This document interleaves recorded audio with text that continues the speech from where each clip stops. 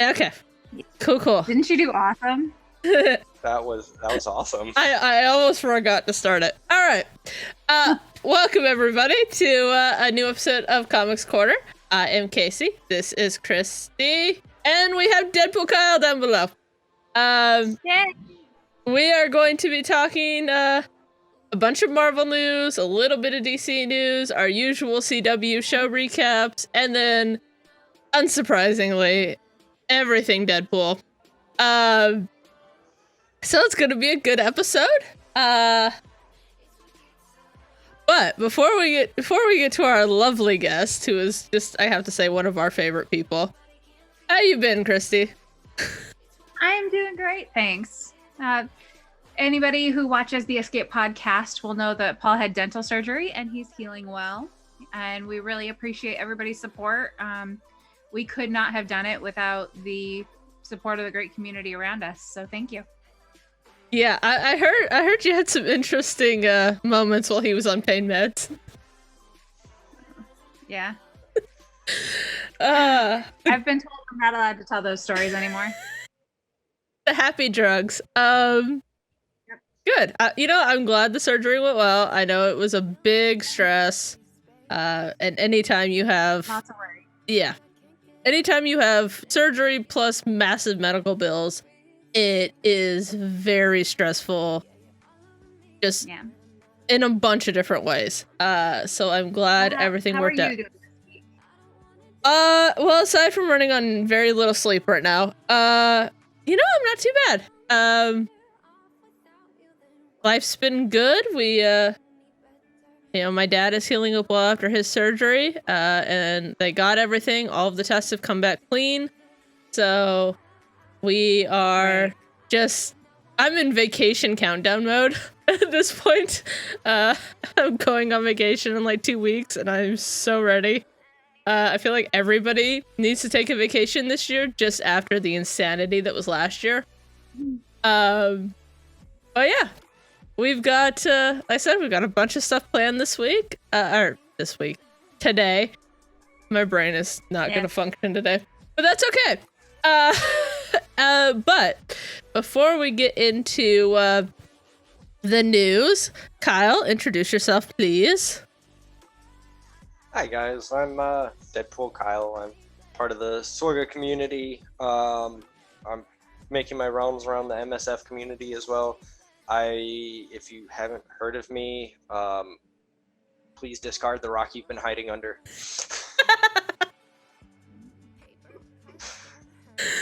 All right, I like it. I mean, I'll be honest. Like, I forget where I first met you. It was probably in Heinz's server. I feel like Cubs's. That's what it was. The DSA. Yeah, that's what it was. That clan. That thing came out. That thing that ended badly. But hey, you know what? Pretty sure I met you in a game of Among Us. Yeah. Does that sound right? Probably. We did a lot of those when it first came out. Which we will be doing more on our charity stream. May 29th. There's the right date. May 29th, Saturday. Shameless little plug. Cool. All right, so we have got a lot on tap for news.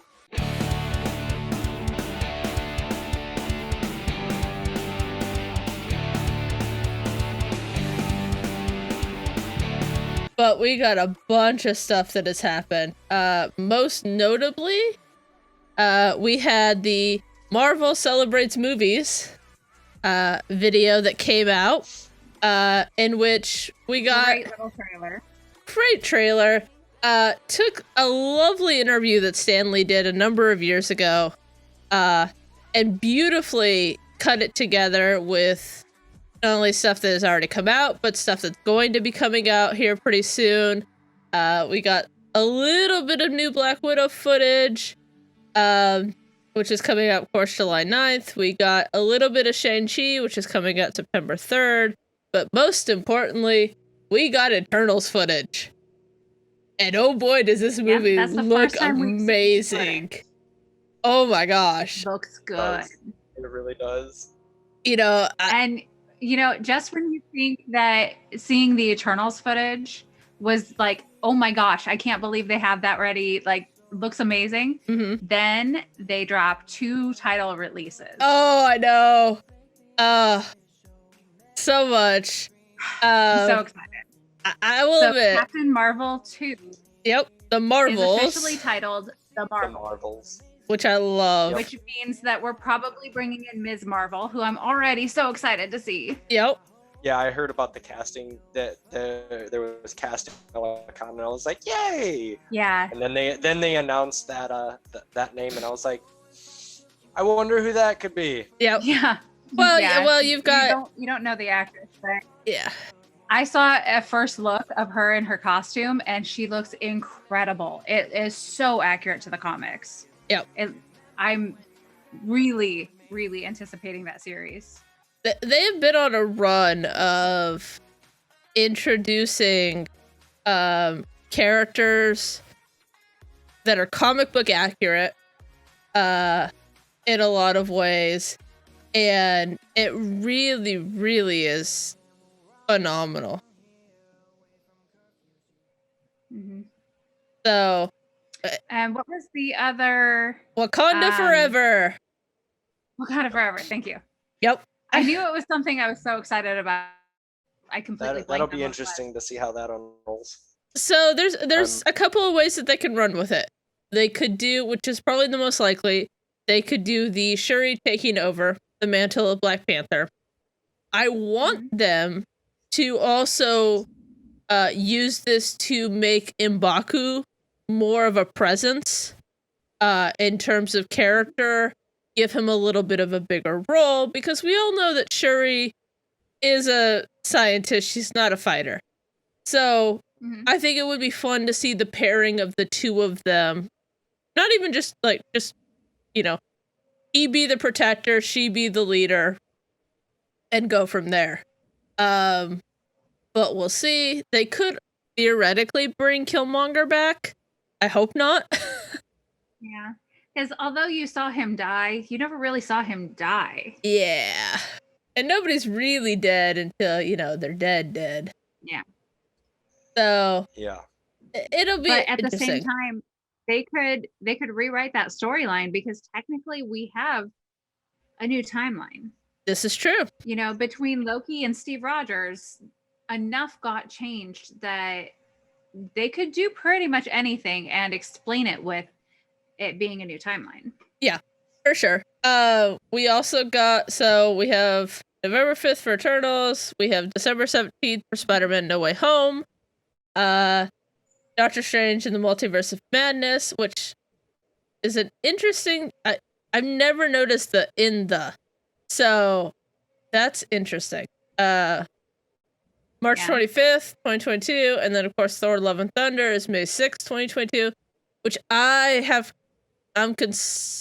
all the titles that they've released, I'm iffy on Thor Love and Thunder, because it could, if they push it too far one direction or the other, it could not work. So I'm a little concerned about Lady Thor. I want to see some footage before I make a final assessment. And of course we have Ant-Man and Wasp, Quantumania, which I love the title on this. Like, the effect that they did on this title looked so cool. I want to learn how to do it. That's February 2023, which seems like a weird date. But I imagine it was just a casualty of the fact that everything moved over the last year. Yeah, definitely. And then we've got Guardians 3. We even got the Fantastic Four logo. Oh, I didn't notice it. I'm looking forward to the Fantastic Four. I didn't notice it the first time I watched it. And it wasn't till I was scrolling through Reddit later and somebody mentioned it, and I was like, oh my god! So, we got a lot for that. Tons to look forward to. Yes. We got the first set reveal photos for Moon Knight. So that looks phenomenal. with Oscar Isaac. That'll be interesting. I'm very curious to see kind of what they do with that going forward. We got a little. Good. That Moon Knight is a character that not many people really know about, but they can do something really dark and gritty with that story, with that character. And I think it's going to be a really interesting way to tell a unique story. Yeah, I like that the MCU is branching out in so many different directions because it feels very authentic to where we left Avengers. Yeah. And honestly, like, I was concerned about this film starting out because they had so many controversial casting stuff. And just really bad perception when it came to a couple of things. And so they had to recast, which is fine. I mean, it happens. And so I'm curious to see what Oscar Isaac does with it going forward. I hope he doesn't get burned by Disney again. Because this is like the third major property that he's done, and 2 of the 3 haven't worked out so well. So, yeah. In Flash news, Tom Cavanaugh and Carlos Valdez are leaving at the end of the season. Which after 8 seasons, yikes! I mean, that's a long time. Yeah. They've been talking. Flash is the longest running Arrowverse show right now because Green Arrow has wrapped up. And they are pushing really hard to get Grant Gustin to sign up for more seasons. Yeah. So you've got to imagine the rest of the actors are like, I'm ready to move on. Yeah. They're tying up storylines.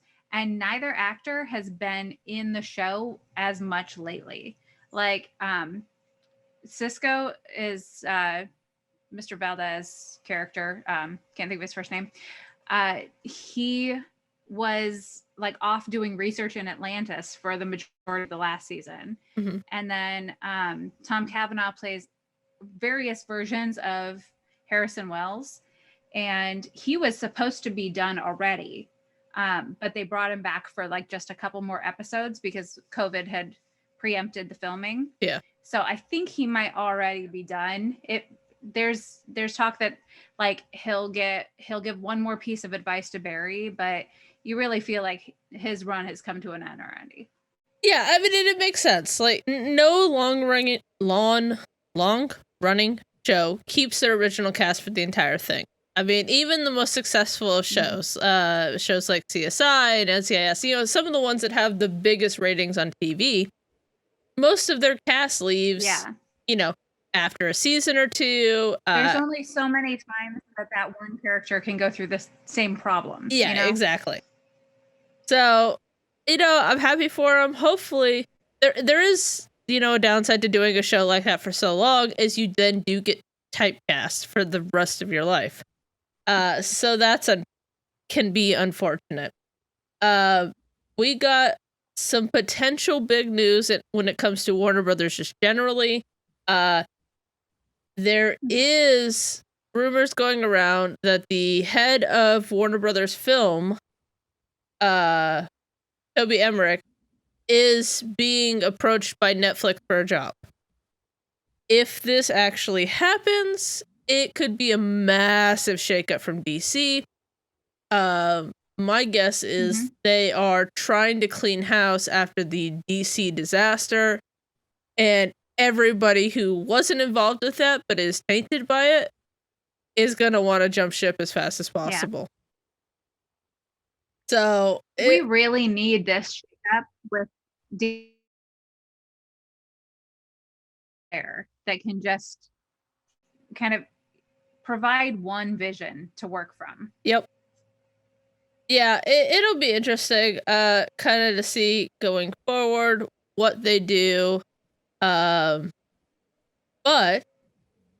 we did also get a Loki announcement. In typical Loki fashion, they decided, what? We're gonna move. We're gonna say Wednesdays are the new Fridays. So they are releasing the first episode Wednesday, June 9th. I can't wait. I was hoping they would move it up more than that, simply because of, breaks, and kind of them pushing back Black Widow kind of threw the entire schedule off. My guess is they're not done with the VFX, and that's one of the reasons why they moved it. But Yeah. it'll be interesting kind of going forward, what they do with that. And then our last little bit of news, we got 2 things about WandaVision, which just makes me so happy. As you can see, I am obsessed with the show. We love our WandaVision. Oh, I love it so much. So the little one that just came out today is that Agatha All Along has been nominated for Best Musical Moment by MTV, which I believe starting next week you can go out and vote for it. So please do. This song needs to win. It's amazing. Hey, what's up, Sir Boss? Welcome. And then the bigger WandaVision news is that Benedict Cumberbatch was supposed to appear in WandaVision. And they had struck a deal in order to get him to appear. And he was supposed to appear in one of the commercials. But they decided to not do it because of the fact that it would have overshadowed Wanda in her own show, which I get. Also, that the commercials were his way of reaching out to her, which I find fascinating, and just a great little moment. There was also, within the same article, they talked a little bit about all of the criticism that Elizabeth Olsen is getting for the fact that Wanda got off way too easy. And it's like, look, she has to leave before people hold her accountable.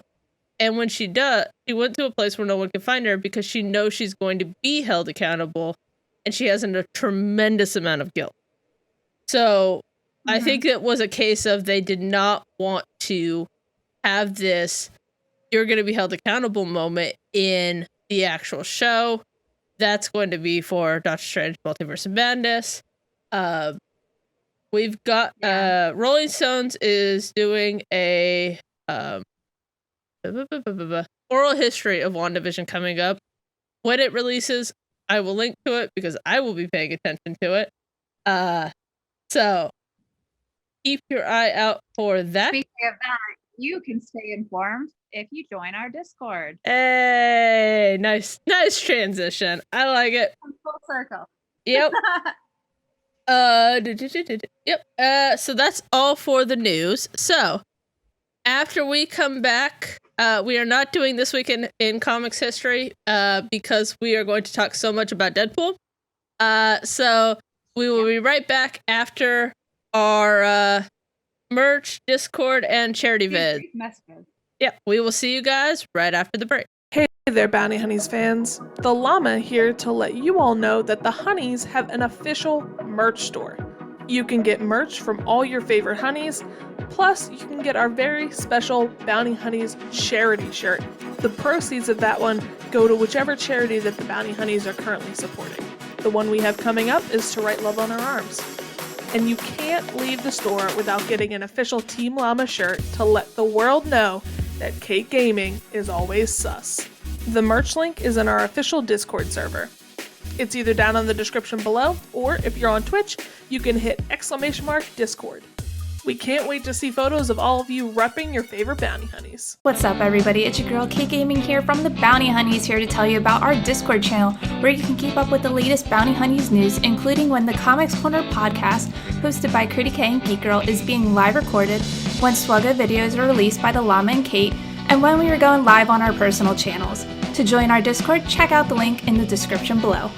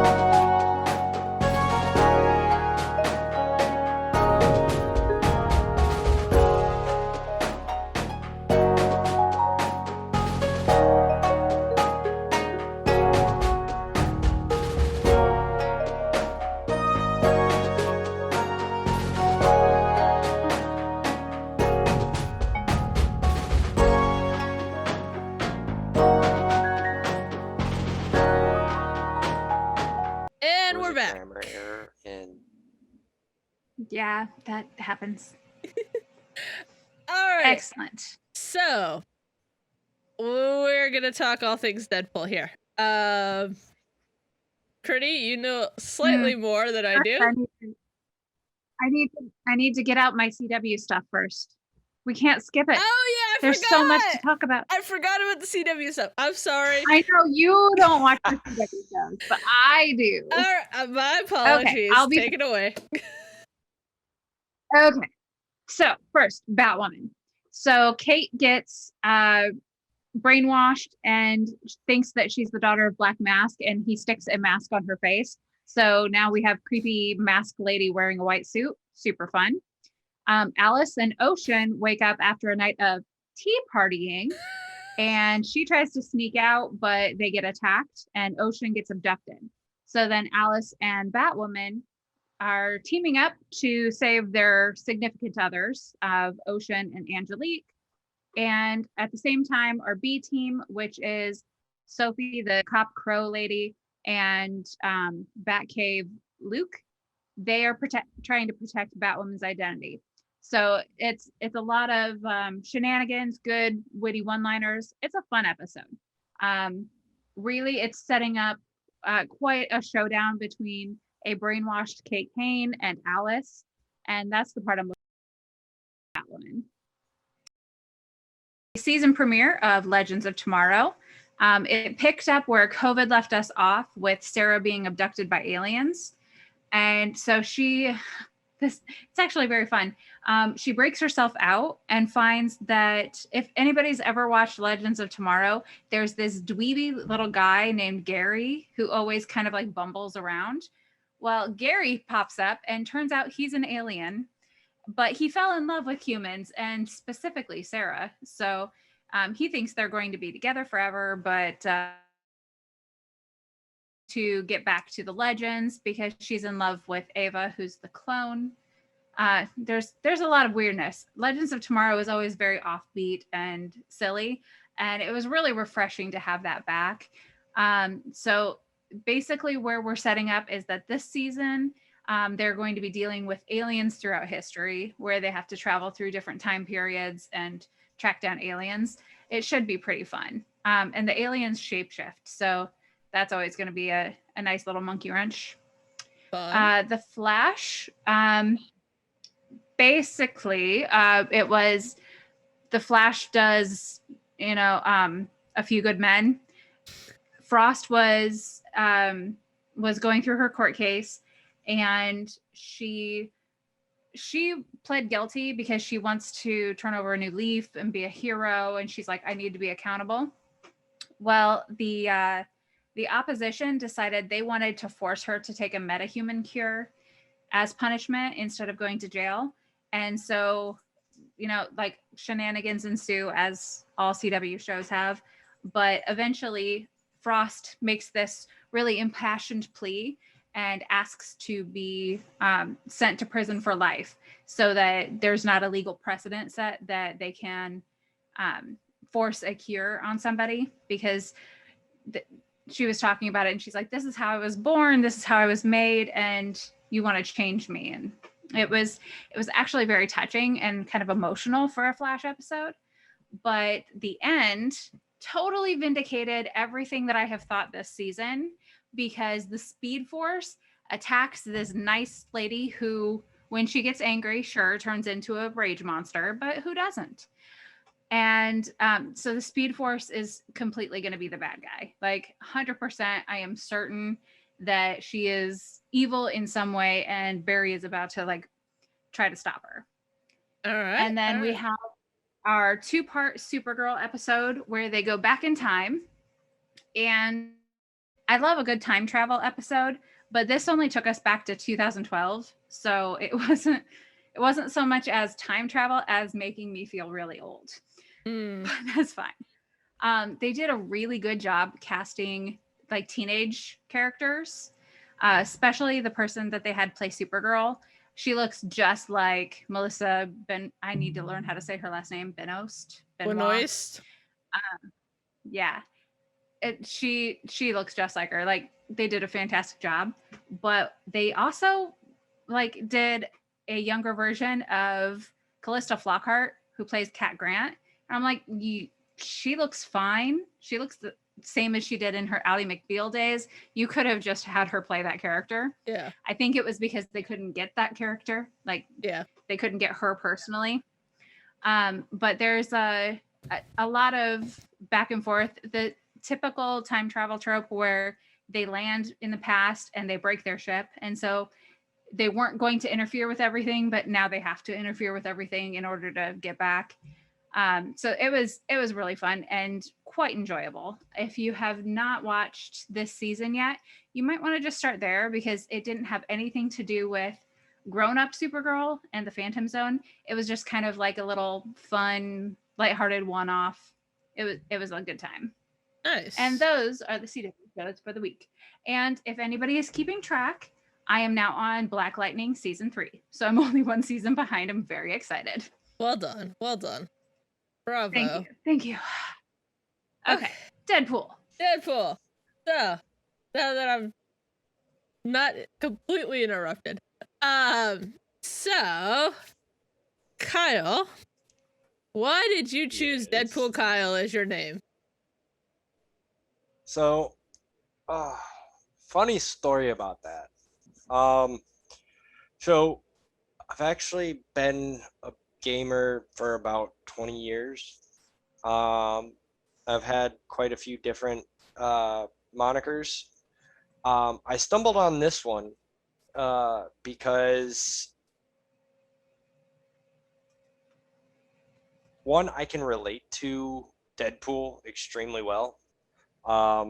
He's a wisecracking mutant that has superhuman regenerative powers. He's also one of the only characters, one of the first characters that regularly breaks the fourth wall. And he knows he's a comic, and he knows that everything's written out. Mm-hmm. So he'll take cracks at the writers, like you're reading his comics, and he'll like one of the frames, he'll be like looking towards the corner and like he's looking at you, and he'll say something. But I came up with the name because I think it was a friend was like, you act like Deadpool. Okay. And it was funny because it was about 10 years ago. It was 11 years ago. It was right around the time X-Men Origins came out, which I think was 2009, so 12 years ago now. And he's like, you act like that guy, Wade Wilson.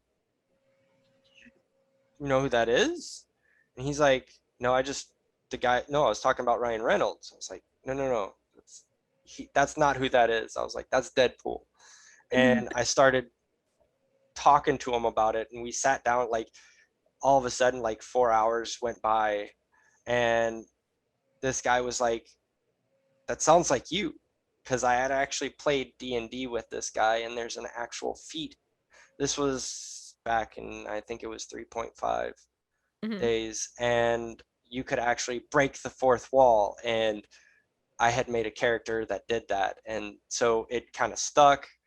When Star Wars Galaxy of Heroes came out, my original name, because I started playing at launch, was just Deadpool. And everyone was like, is this actually Ryan Reynolds? Is this blah, blah, blah. Like, no, let me make the distinguishing factor Deadpool Kyle 28.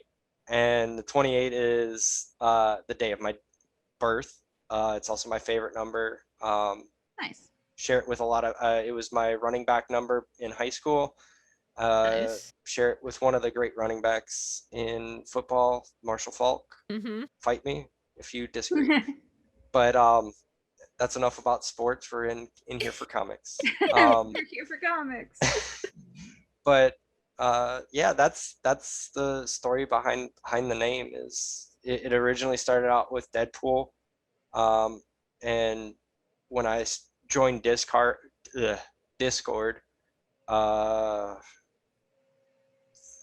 for 3.5 years ago, there was someone else that in that Discord that was named Deadpool, and I was just like, let me make the distinction. And once I started making my runs in the community, it got shortened to DPK because everybody was butchering it. They were like, Dead Blockley? I'm like, no, there's an L there before the K. Wow. Or as he's known in our server, that's awesome. that be DP Carroll. That's a relatively new one, Ta-da. isn't it? Yeah. I wasn't around for that stream. Yeah, I'm not sure. It was a Phasmophobia stream. Yeah. I'm not sure how or why it became a thing, but you know what? I will take it. And you know, Tiger King is. You're all in. Yeah. Okay, I mean, why not? Carol. I mean, honestly, we have gotten to that point where we have weird name roles for people. We have that one. We have Hellenix for Helly. We have the first I forget what Kate's metal title is. It's ridiculously long. But there's so many of them now. Well, wasn't it like world famous first of her name? Yeah, something like that. I was just like, good lord. I saw that and I was like, hey. That's funny. Let me see. Yeah, so you mentioned one of my favorite things about Deadpool as well, and that's that he breaks the fourth wall. One of my favorite things in the comics is when he skips ahead to solve whatever problem or to get something that he needs. Mm-hmm. I think there was one where he skipped ahead to the end of the book to get a rope, and then you see him back using the rope near the beginning, all sorts of silly things that you don't like. He is one of only 2 or 3 comic book characters I know of that does that, and so it's so much fun to read as just an avid comic book reader. Yeah. He does fourth wall breaks so well. You know, the only other real good use of them within either TV or film has been House of Cards. Used very, very creepily. But I love Deadpool. So I do like Enola Holmes. She does fourth wall breaks a lot. Oh yeah, I forgot about that. I watched it once. I've watched it 4 times. Nice. Okay, so what about the Merc with the mouth? Does that grab you? The sarcastic, witty comebacks? Oh, absolutely. Do you also embody that? I do. I'm usually pretty quick-witted. I come up with a lot of silly things on the fly, or I have a response. I usually have some kind of sarcastic, witty response to almost anything. And it's been one of the things that kind of stuck with me is that I'm just a sarcastic a-hole. I mean, hey. Yeah. You're gonna be one, own it. Mr. Critty K would agree. I definitely embody the Merc with the mouth kind of mentality at times. He always says that our car conversations should be sitcoms. We'll just be talking and just insulting each other lovingly back and forth. And he's like, write that down. I've actually said that multiple times about my work day. I was like, man, I should really have a camera crew following me around because some of these are gold, but I can't remember them at the end of the day. Yeah.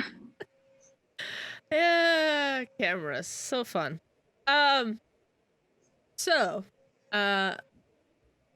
which is your favorite title that they have done within the comics?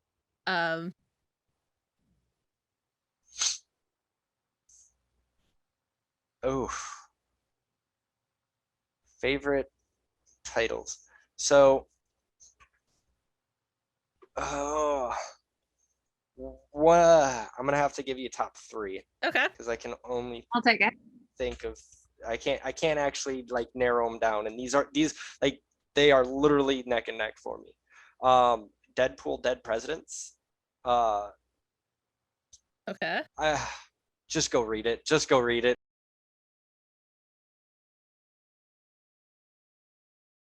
He rides a zombie T-Rex. What else needs to be said? That sounds Um, fantastic. It is. He's also in that same comic. He has a zombie head of himself that he talks to. Oh, I love it. Also, he was one of the only characters, and the reason this is a favorite, to kill the Marvel Universe in its entirety. Deadpool kills the Marvel Universe. Yeah. I Um, like it. It's a very, very fun issue of comics. I'm trying to remember the actual name of the last one. I gotta look it up.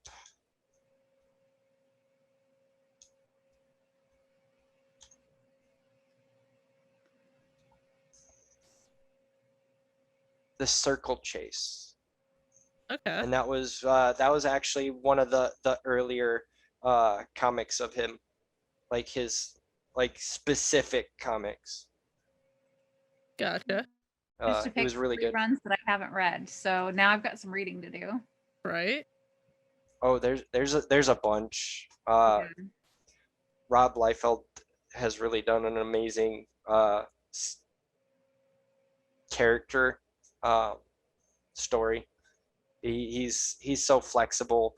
He pops up in he's popped up in everything in the comics. Like he's like the Stan Lee of the comics, and I'm kind of hoping they do that now that Disney owns the rights to the mutants. That would in be Fantastic Four. amazing. Make him the Stanley of the since our dearly departed Overlord Stanley died. And you know that Ryan Reynolds would be on board with this. Oh, Like, in a absolutely, heartbeat. absolutely. So yeah, I'm hoping that is what happens, or that Deadpool's not in every movie, but he is in every movie. Mhm. I mean, that makes sense. So I'm very interested. I mean, honestly, So Ryan. speaking of, Good. yeah, go ahead. I was gonna say Ryan Reynolds is just a delight of a human being, and everything that he is in is so funny. He's gotten so into character. I knew he was the right casting as soon as X-Men Origins came out, and then the terrible ending where they sew his mouth shut. How can you take away the mouth with the merc from the merc with the mouth? Like the worst thing you could have done, honestly. Yep. That X-Men Origins Wolverine was a disgrace to Deadpool. Like it was fine for everything else. Oh yeah, it I was a didn't great care for the origin Gambit, story. but you know, for Deadpool, that was just a waste of that character. One of my favorite things about Deadpool is it was in 2004 that he was actually described in the comics as Ryan Reynolds crossed with a Shar-Pei. Yep. So that is long before Ryan Reynolds ever played him. And so it's just like the fates aligned to make this happen. It's like best fan casting ever. Oh, absolutely. It really was. He obviously enjoys it. Yeah. Oh, Like look at all the promotion stuff he did for both movies. Oh gosh, so much. I mean, Kidnapping Mario Lopez. my favorite one is still the Bob Ross trailer. Yeah. What about for Deadpool 2? He got Celine Dion to sing like a romantic love song. Yeah. Like who is this guy? Yeah, that was I yeah. and the funny thing is Ryan Reynolds actually went to Celine Dion to Mhm. get her to sing that song. Yeah. Like that's the talk about a hardworking person to make the character work, and he's one of the ones that leaked the test footage Yep. Right. um That got the first movie even made. and had that not been leaked, man, we yeah yeah I it think wouldn't have been as good as it was without Ryan Reynolds, or Yeah. his wanting to make it is, I guess, more what made it happen.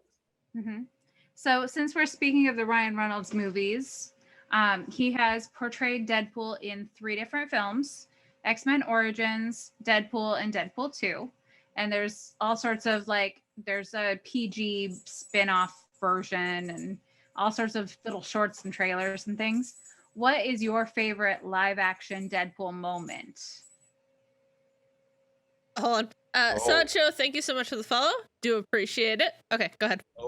Very cool. I know it's a tall order. I'm trying to narrow it down even as I asked that question. I'm like, crap, what's mine? I mean, honestly, I have to go with the just the perfect recreation of Princess Bride from the PG-13 of Deadpool 2 is so perfectly done. It's so beautiful and Yeah. so great, and I love it. This is oh man. Yeah. I think for me, it's just right at the beginning, his first nice actiony fight scene, and then he drops into the SUV and is like beating everybody up in the SUV. Yeah. And then he the gets out. test footage, Yeah. the live and action of he part talks of the test about footage. how he wears red. This Yeah. guy gets it. He's wearing the brown pants. I don't think anything can top that for me, but there are just so many moments that I love. I'm gonna have to say the quote unquote fight scene with Colossus. Ooh, that's a Like good one. that specific 15 Yeah. seconds where he's just basically kicking his own ass. Yeah, he's breaking his own bones on Colossus. That's a great one. Johnny mentions a great one, the credit scene where he off screen lantern. Solid. Yeah, I when he forgot about when that. he in Deadpool 2, yeah, when he Deadpool starts 2. to time hop, yeah, that was a good one. Yeah. Oh, that just the same scene he offs the Deadpool in X-Men Origins. Yeah. hmm I love the that scene where he is talking to, I think it's Domino, who's like insanely lucky. It's like, you can't be this lucky. Like, luck is not a superpower.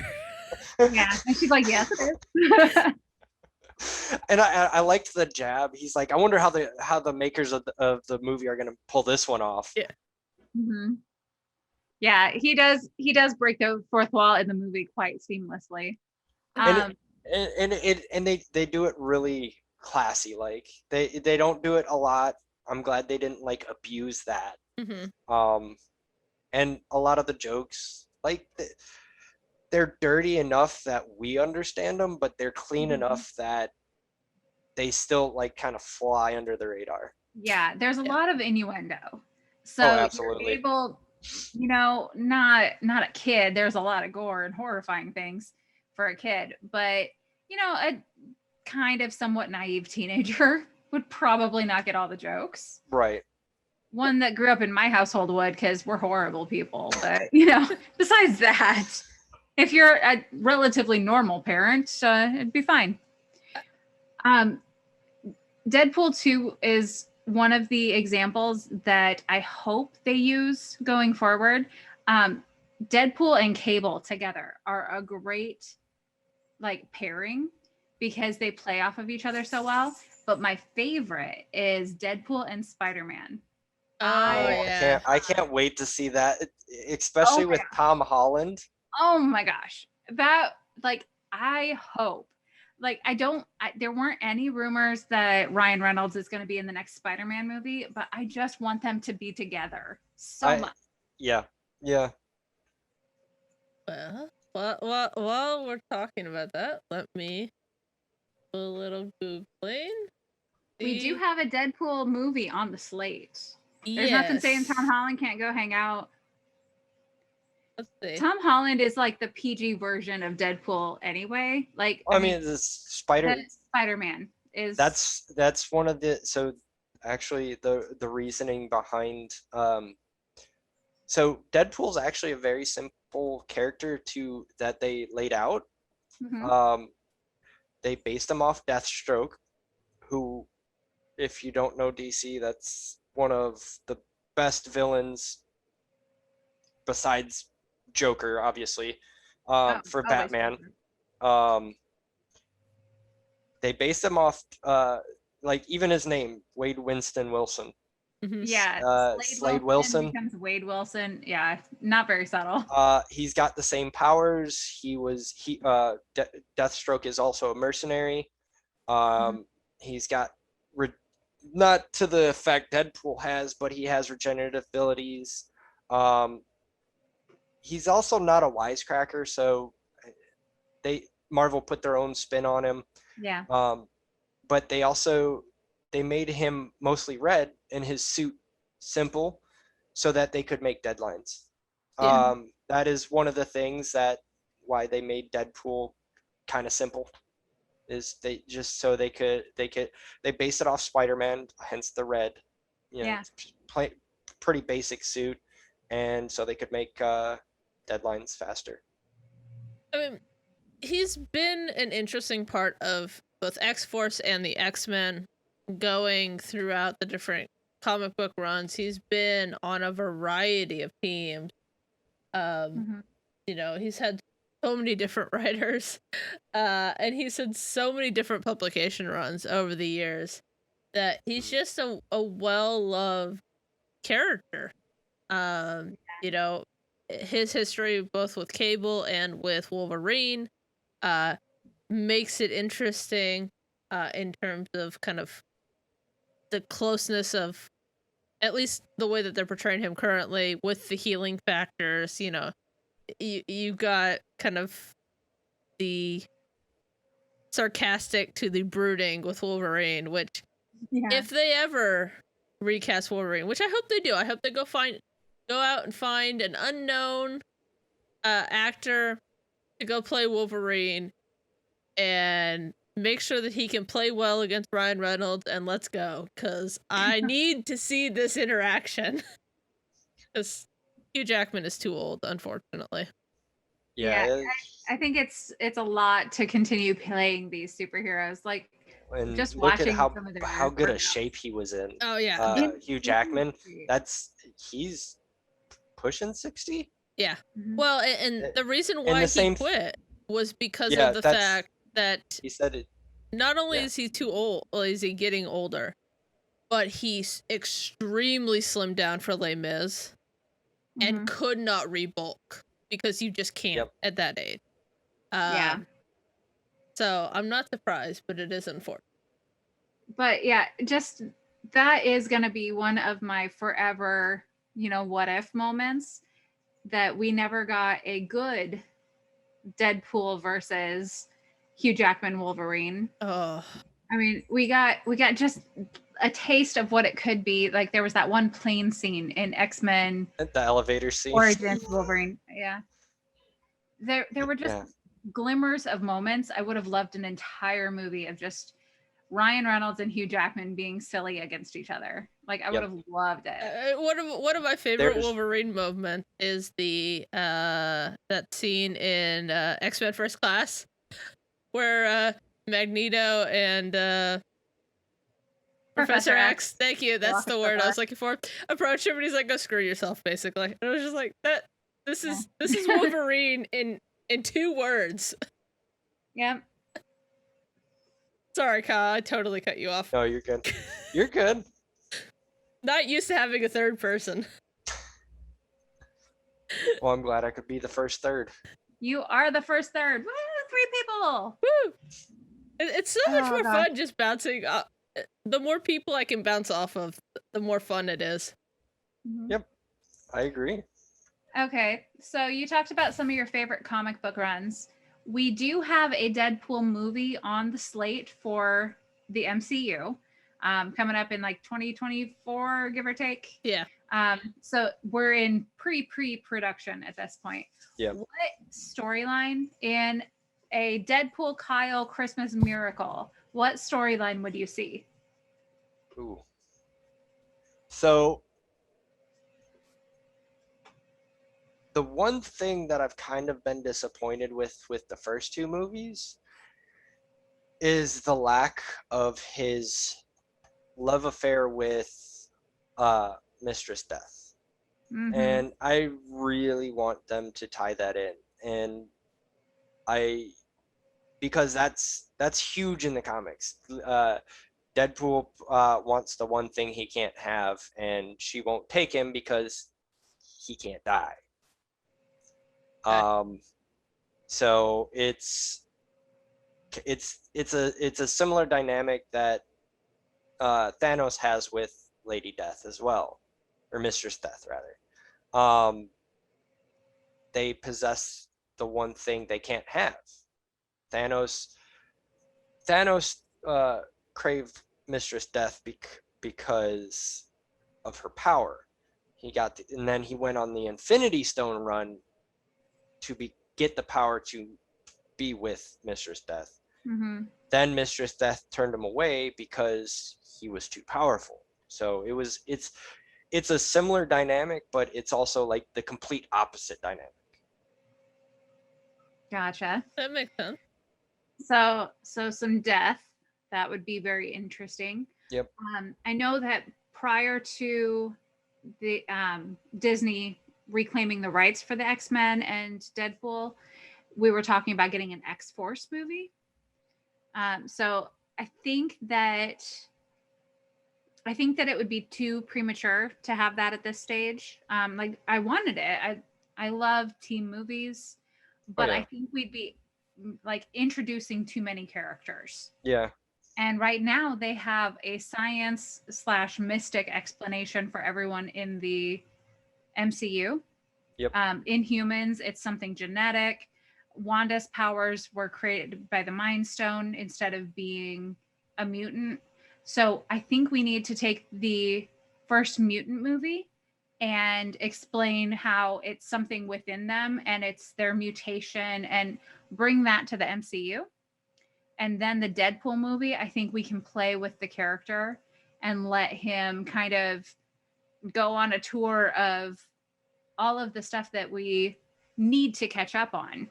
Like that would be the best story for me, is he is the one who fills in all the gaps of what we don't know yet in the MCU versus what we know in the comics, so that we can just kind of like up and running with the next storylines. That would be cool. My pipe dream. I could see that. Yeah, it would be great if he just like wanders into the Avengers building and is like, hey guys, did you know about mutants? And like that's how the mutants get introduced. I would be on board for that.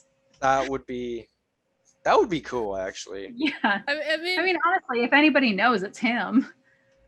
There was so much like hope of we were going to get this House of M type, instead of no more mutants, let there be mutants or something, that it would just be so hilarious for them to just do it so simply. Yeah. And Deadpool is the perfect vehicle for that, because you've already got a little bit of kind of the I guess B tier X-Men, the ones that they can kind of afford. Ooh.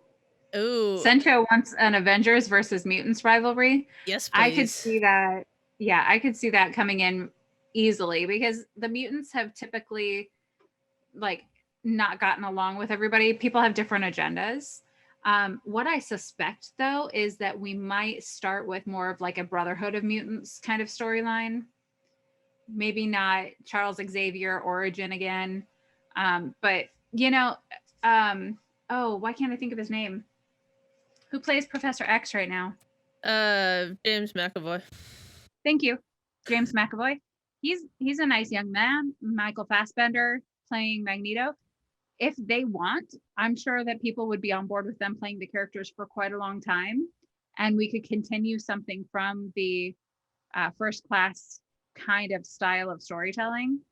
But I suspect that we are going to introduce mutants, and it will be maybe some mutants that people aren't more familiar with, or it'll be kind of the downside before we bring in the actual X-Men. Yeah. But honestly, for my money, I think a Ryan Reynolds cameo in an after credits scene would be the best possible way to bridge that gap. It makes sense for a lot of reasons. But we'll see. My guess is that because they are doing Fantastic Four, that Fantastic Four will be the way that they will bring in mutants. Because they need a little bit of time and space from the god-awful disaster that was the last couple of X-Men movies. Which is a shame, because they had some wonderful young actors in them. They just, there were choices made. Yeah. Just the appearance of Phillips. I was very excited to see Olivia Munn actually play one of my favorite X-Men in Psylocke. Oh, I love Psylocke. And it fell flat. Yeah. Well, I was not really I've only watched it once, and I'm good with that. I can stomach Apocalypse. It's not great, Dark Phoenix is not, but it's not horrible. Oh, I didn't, Dark Phoenix was like Suicide Squad to me. I saw the reviews and everyone's like, it's terrible, don't go watch it. And I was like, it can't be that bad. Oh boy, was I wrong. It was that bad. And I feel so bad it's a shame. For Sophie Turner, because like she's a phenomenal actress. Of the little bit I've seen of Game of Thrones, like she's fantastic. Yeah. But she developed into a great actress. She's really good, and it's a shame that her character in X-Men suffered from the Rose Tico effect in bad writing. Yeah, I mean, I don't know why they thought it was a good idea to let the guy who wrote Last Stand then direct Dark Phoenix. Yeah. I'll say. But I digress. That's, how these decisions get made, unfortunately, sometimes. We'll just start over, and we'll all just conveniently forget all of the X-Men movies that have come. They'll reset the timeline yet again. Yeah. I mean, Johnny, don't get me wrong. The original Fantastic Four was okay. It was meh. Silver Surfer sucked. I was okay with the newest Fantastic Four, but Warner Brothers Fox torpedoed it for the beginning. I don't want a young origin story. These characters are supposed to be in their mid-30s. I doubt it'll happen. But my God, does me and everybody else on the internet want John Krasinski and Emily Blunt to play Sue Storm and Reed Richards? And I'm like, yes, please. I don't care who else you cast, but I want those two. Yeah, I can agree with that. That would be actually fantastic. Just like everything else, we've seen the origin. Okay, they go to space, they get powers, it's fine. I would with them just walking in the door and saying, "Hi, I'm Reed Richards." Like, at this point, we don't need more origin stories. We're gonna have an origin story for everybody. We know that. Yeah. Give me 5 minutes if you've got to do it. Well, and that's the thing. So it's unfortunate that, like, with WandaVision, they had the aerospace engineer moment that was never designed to be Reed Richards, but everybody went, "Oh my God," and ran with it. And I know there was an interview that Matt Shankman did later that said, "I didn't even think about that, and I should have." Because it changed the entire tone of that episode, because everybody was so disappointed that wasn't happening, because we knew that they were going to appear somewhere. My guess is we have a director for Fantastic Four. We haven't a release date yet. My guess is they will appear probably in Secret Invasion, the TV show. It can make a lot of sense there. Yeah. Yeah, And- Quicksilver. Thank you, DPK. Sancho asked the guy who's like the Flash and Magneto's son should tag up with Deadpool. Quicksilver is one of those characters that has kind of been used as a throwaway in the MCU. Yeah. Right now, Unfortunately. the MCU version of Quicksilver is deceased. It's Pietro Maximoff, and Peter Maximoff is the X-Men First Class version. Yeah. So he is the guy who did the cameo during WandaVision. And that was meant to be, kind of a funny, silly tease. And same thing as the aerospace engineer. It hyped a lot of people up that this is how we were getting the mutants. And then there was no payoff. See? So we're all kind of like, ugh. But here's the thing. So there is a character in Witness Protection that was in WandaVision that wasn't revealed. Okay. Mhm. That's going to come into play down the line. Yeah, the character that Jimmy Woo was there to find in the first place. Yes. Yeah. Even in all of the press and all of the behind the scenes stuff that they did, they never once denied that Evan Peters was not playing Pietro Maximoff. So my guess is he was going to come into play during Doctor Strange 2. And my guess is he's a multiverse version of Pietro, and maybe that's how we get the mutant. Like, there's so many different possibilities. And if this is the case, and if they do that, then it opens the door to the rest of the Fox X-Men actors to possibly reprise their roles in better movies with better writers. Yeah. Yeah, it would be a great chance to just revisit some of the classics. We have a suspicion that they're going to do that with Spider-Man, because there's been all of the hype that Tobey Maguire and Andrew Garfield have cameos. So yeah, it would be interesting to see if they do that, if they use the multi to bring everything back around. It's confirmed but not confirmed. Like, they've all denied it, but they can't say that they're actually in it because MCU rules. I mean, we'll see. It'll be interesting, definitely going down the line. There's a lot of fun things coming up within the MCU in terms of just setting up characters and setting up storylines. My guess is we're going to move move away from Avengers until we get Young Avengers, and then move more into X-Men, X-Force, Fantastic Four, that side of things that they haven't done yet.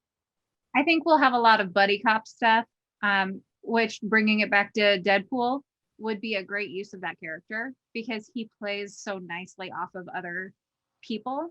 I think it's going to be a lot of, like we see, Wanda is going to be in Doctor Strange. Yeah. Wanda and Doctor Strange go off and have a little buddy cop moment, and we're all on board because we know enough of the characters now. This is a great way to bring in somebody new and bring them into the MCU in a seamless way by grabbing one of the Avengers and doing something with them. Yeah. And it'll be interesting. I think we'll see a lot of weird things revealed within Secret Invasion, both the TV show and the Avengers level movie that is to come. There's so many interesting characters that they're bringing in, that, you could potentially have everybody but a Skrull. I mean, wouldn't that be hilarious? I can just see Deadpool just going around, you know what, I'm gonna pick off all the Skrulls. Yeah. Yeah. But I digress. Okay, so we've covered movies, we've covered comics.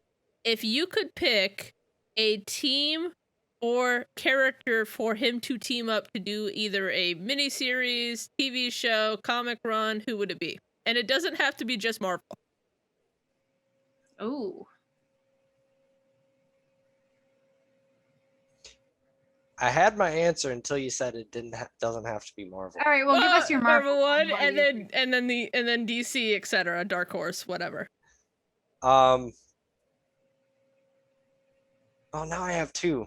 Tell us all of them. The first answer is obviously Spider-Man. Okay. I want to see a buddy cop movie with Spider-Man and Deadpool.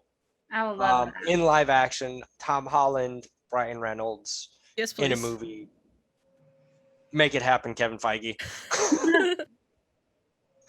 Well, I guess the second one, I would say it's technically still Marvel, is Blade. Ah, okay. Because there has been an announcement of Blade. Yeah. So what more? So little history on the subject. Deadpool was not the first rated R comic movie. Mm-hmm. I believe actually Spawn was, if I'm not mistaken. And then shortly after came the Wesley Snipes Blade movies. Yeah. Up until that time, which was that late 90s? Yeah. Blade was the highest. Technically, Blade Trinity was the highest grossing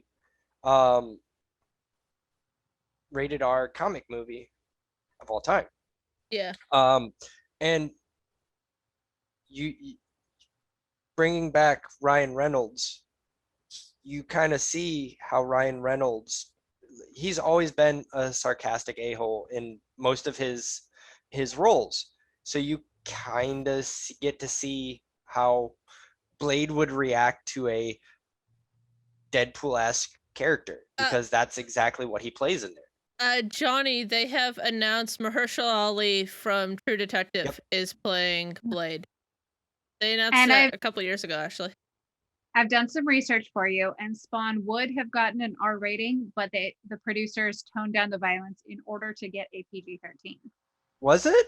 The original cut would have been R. I didn't think Spawn was PG-13. You might have seen like a rated R release of it. That's possible. Yeah, but Michael J. White is a fantastic actor.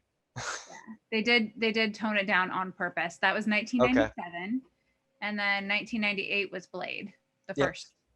So I thought I was right on the money with the timeline.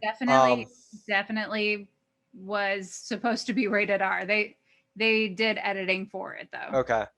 And then, Deadpool came out and almost 20 years later and just knocked it out of the park. Mm-hmm. But I would like to see Blade, a very serious, very supernatural series of comics,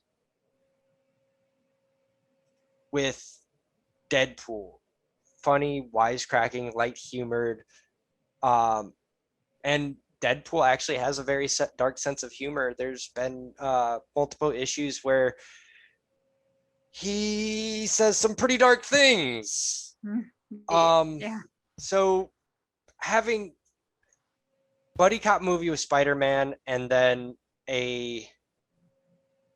doesn't even have to be like a buddy cop movie, just a movie somehow with Deadpool and Blade, whether it is another buddy cop movie, or something like trying to maybe unravel a little bit of the supernatural stuff. That'd be fun. Like a more like an action adventure. Yeah. Versus a buddy cop. Well, I forget if isn't there a Morpheus film coming up with Jared Leto? I might have the wrong title. Hold on. Morbius? I knew I had the wrong word. I can't remember if that's Marvel. I'm like, or DC. Morpheus? We're going like the guy from Matrix? The Matrix? Yeah, that's Morbius got delayed. Like, that was supposed to come out last year. COVID hit. Well, so it was supposed to come out last year. Mm-hmm. They had issues with something in a certain scene, and they went to reshoot early last year. Mm-hmm. Then COVID hit, and it got delayed even more. So they're not even I think they're not even expecting it to drop until 2023, if I'm not mistaken. Currently, IMDb says January 28th, 2022. Yeah. Which seems like a weird date. They did go back and completed filming June of 2019, so they waited for that first burst of COVID to be over. So, Well, they must have also waited for Endgame to come out too, because yeah. Okay, didn't- so just a couple of months ago, Jared Leto, said there's potential for Morbius to appear alongside Blade in a future MCU project. I mean, I heard about this film because I'm a huge Matt Smith fan because, he is the Doctor. That's pretty good. Yeah. Yeah. So, I mean, I'm all for this. Although it is, hopefully, we're not talking Twilight type vampires here. I hope not.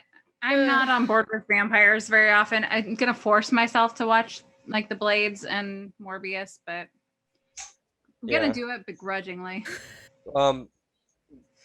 If you get the chance, look up. Blades actually showed up in a couple comics with interesting characters. I believe he showed up in like a Ghost Rider comic. Oh, we need a new Ghost Rider. Oh my gosh. We do need a new Ghost Rider. No Nick Cage. Thank you very much. I like Nick Cage, but not for Ghost Rider. No, yeah. And even the Agents of S.H.I.E.L.D. version of Ghost Rider was not fantastic. That was really cringy. It was bad. It was really bad. Like, I was like, no, they could have done without that. Honestly, like that's always where Agents of S.H.I.E.L.D. loses me. I'm right in the middle of the Ghost Rider life model decoy area, and I put it on pause to watch Black Lightning, and I'm kind of I keep telling myself I'm going to finish Agents of S.H.I.E.L.D. and I keep not doing it. See, I was gonna start Agents of S.H.I.E.L.D. this weekend, and then I forgot that Jupiter's Legacy dropped this weekend. And I've heard good things. Agents of S.H.I.E.L.D., the first couple of seasons were actually very fun. Like it was exciting. It was different. Other than that, I'm kind of like, I'll make myself watch this. I'll put it on while I'm playing a game or something and distract myself. Okay, so you said that there, outside of Marvel, there was a pet team up that you had. Yeah. Hi, Andy Beads. Hey, Commander, how you doing, bud? It would probably be I want to see him team up with Batman. Ooh. Just because again, like a similar reasoning behind it, like him teaming up with Blade. You got the seriousness of Bruce Wayne, and you got a wisecracking guy that's taking jabs at Bruce Wayne. Yeah. I think that would be really cool, and like make the villain specifically Joker, because I want to see that interaction more than anything. Okay, so which Batman and which Joker? I mean, obviously the Mark Hamill Joker, but which Batman?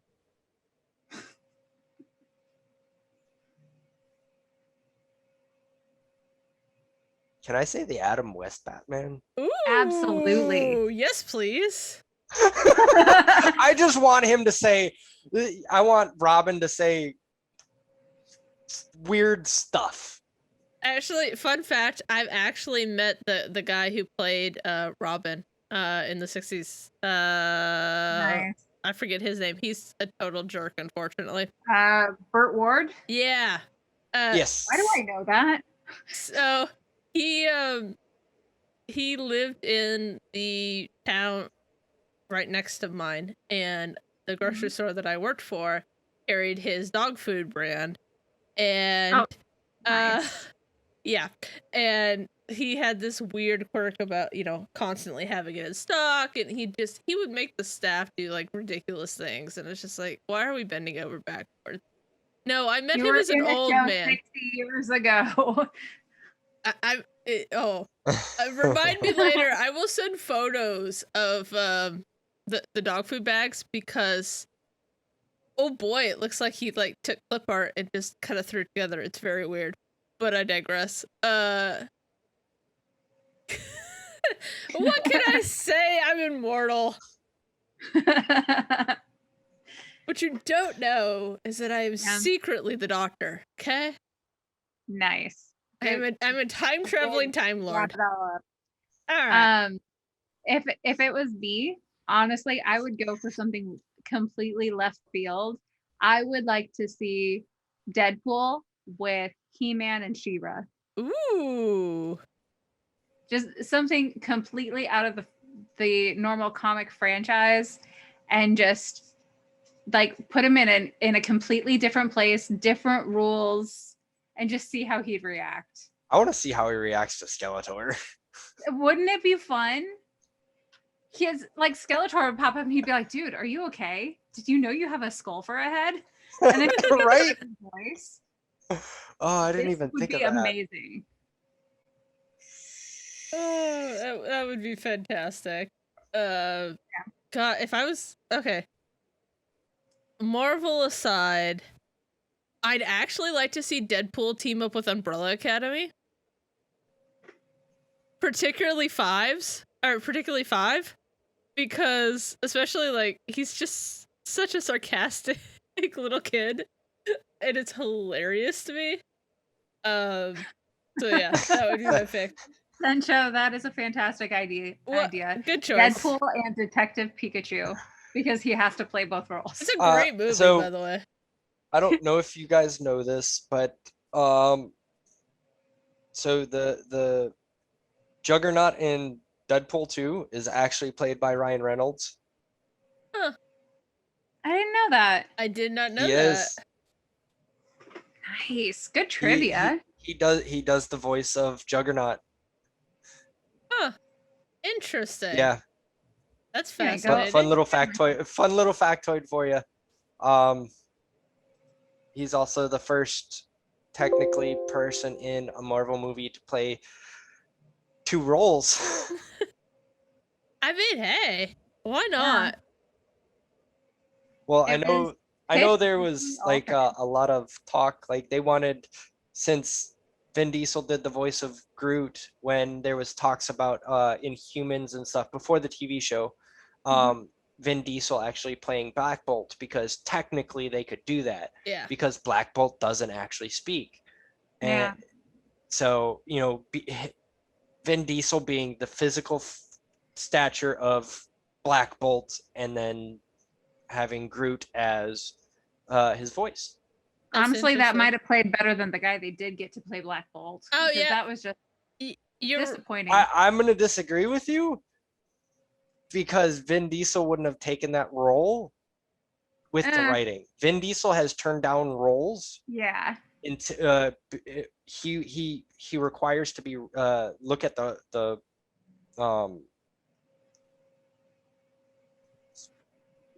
word is script. Thank you. You're welcome. Yeah. He likes to have like editorial control. Yep. Which, hey, I get. He's Yeah. been in some not like turned out great movies. Like, I like the Riddick movies, but at times they were iffy. I like the Riddick movies. I think there was some questionable calls in the like lines in them. Yeah. But I want to say the movie. Oh God, he has hair in it. My cousin Paul. Okay, Vin Diesel with hair seems like a Hold on. something I need to see. Okay, so I'm gonna enter chat real quick. Commander, you are right. Chris Evans did play Johnny in Fantastic Four as well as Cap, but in this instance, it wasn't within the same movie. So, 2 separate milestones. Same thing. We do within the MCU have an actor double dipping. Mashira Ali was in Luke Cage. Oh He yeah, Mahershala Ali. Stokes. I can't think of his first name. But he played, gotcha. He played one of the bad guys. Yeah. And then he'll be playing Blade. Yeah. So it's becoming more common. I think it's the first time that they're really doing somebody pretty noticeable with more than one character within the actual MCU. I mean, yeah, you're not wrong, Andy. Like, the Fantastic Four franchise is phenomenal, but then they decided to do Hobbs and Shaw, and it did not do as great because it did not stick to the formula of family is everything. Although, The fun Fast fact, and Furious. yes. Okay. Fun fact, Ryan Well, Reynolds is in that movie. That's fun. The movie was called Find Me Guilty. That's the Okay. I was thinking of. Sorry. I just Um, googled Vin Diesel with hair, and I was like, "What the heck?" Um, No wonder so he technically, shaves. Andy is right, but it's also technically not true because Fantastic Four is not actually MCU. True. Yeah, it's Marvel, but it was Sony Marvel. It's Fox Marvel, Yeah. Oh, Fox Marvel. You're right. not Sony. It's Sony just- Sony is Spider-Man. Yeah. Fox is Fantastic Four and Mutants. in the dark times when Marvel had to sell everything off in order to stay afloat, and then Marvel Knights saved everything. Yeah. Yep. And Yep. all of us thank Iron Man for being a good movie, because without that we would not have the MCU at all. Well, Praise so Jon Favreau. let me stop you there. Let's praise Jon Favreau and Yep. Kevin Feige. Yep. I love Jon Favreau just in general. Have you seen The Chef or The Chef Show? Yes. I love him so much. He's I want to be phenomenal. like friends with Jon Favreau. He's phenomenal. I I love- want him to take over Star Wars, please, so I don't have to deal with Kathleen Kennedy anymore. I want Favreau not to take over. I want Filoni to take over and Favreau be his right-hand man. Now, see, here's the thing, though. It'll actually happen the opposite, because while Filoni has the creative hold, he does Mhm. not know how to run the business side, and Favreau does. Well, and that's why I said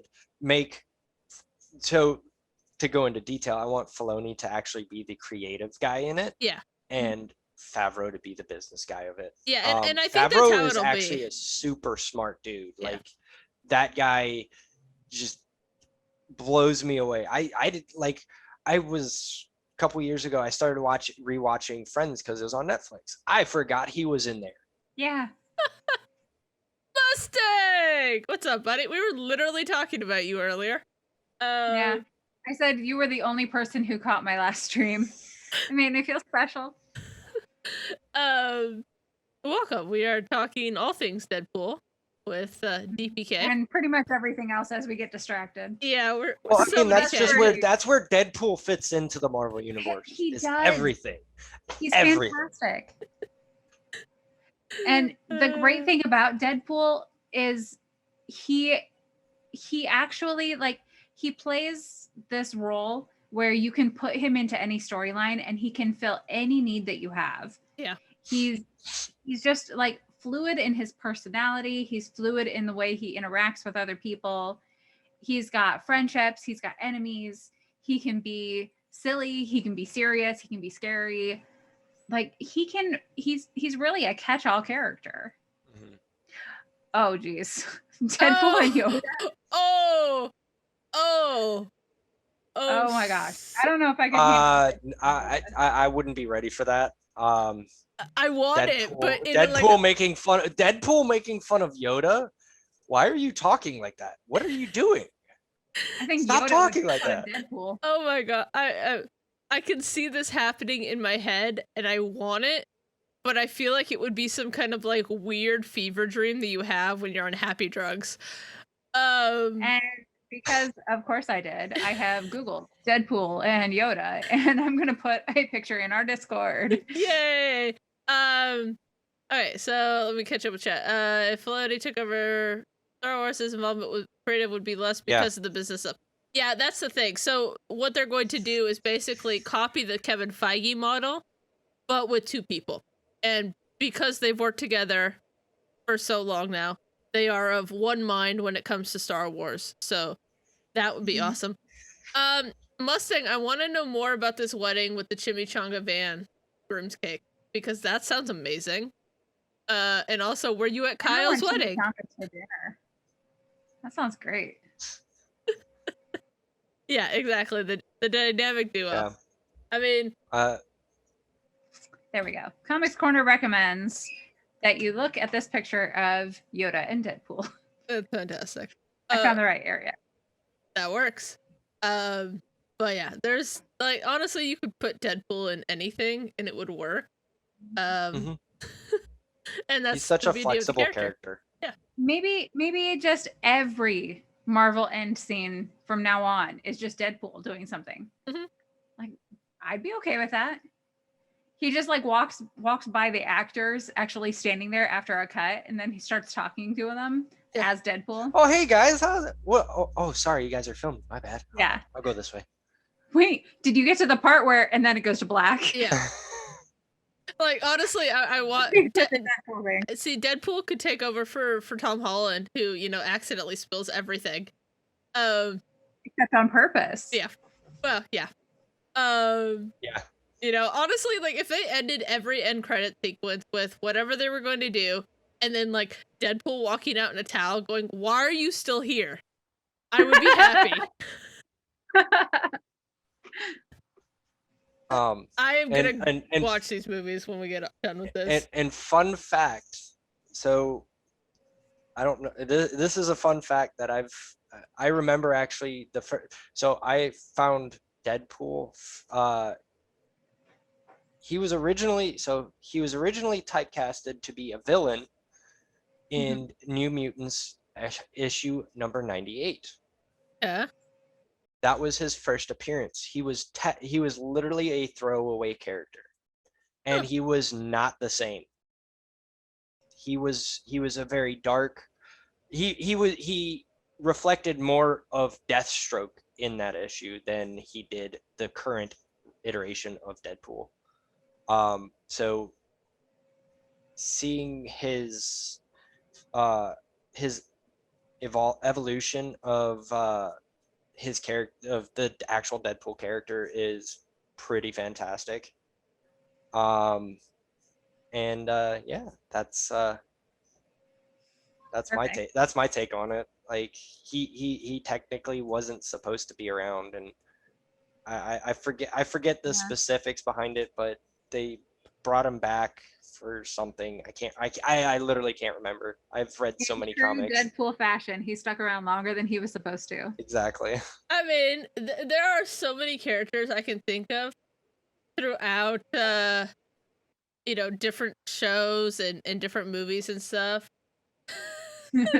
Yes, add Hydra Bob to Marvel Strike Force. I do love when he is it the first Deadpool movie that he sees Bob, the guy that he knew, and he's like, "No, Bob." I loved that little. Yeah, he instead of killing him, he just knocks him out. He's like, I originally thought it was like because they mentioned Jacksonville. And he was like, "Oh, I haven't seen you since Jacksonville." And I was like, "How are the wife and kids?" And talking to him as he's knocked out. I think it was called Marvel Avengers Alliance. It's an old Facebook game. That was actually one of Deadpool's moves in the game, was that he would call Bob out to like shoot it. And it was such a weak attack. I played that game for a very long time. I played it for far too long. Yeah, way too long. Spent way too much money on that game. Technically was probably my first hero collector game I started playing. Yeah, I think it was mine. That was a cute game. And like I played it until the developers stopped supporting it or updating it. Yeah, way too long. I spent too much money on that game. That and Farmville. Like, oh gosh. I went Marvel Avengers Alliance, then I went to Marvel Contest of Champions, Star Wars Force Arena, SWGA, and now I'm playing SWGA and Marvel Strike Force. Nice. I'm playing Star Trek Timelines, and I collect all of my Star Trek characters. There's a Ninja Turtle hero collector game. Oh, I'm sure there is. There's got to be a actually one of my buddies is one of the only content creators for the game. He talks to the devs and everything. Wow. Yeah, it's been out for a few months now, actually. Nice. I mean, if you like Ninja Turtles, go check it out and check out I think his name is Conger Live on YouTube. Yeah, nice. I mean, we have a dev in our server who occasionally pops up and says things, but we get very weird. It's a very strange scenario.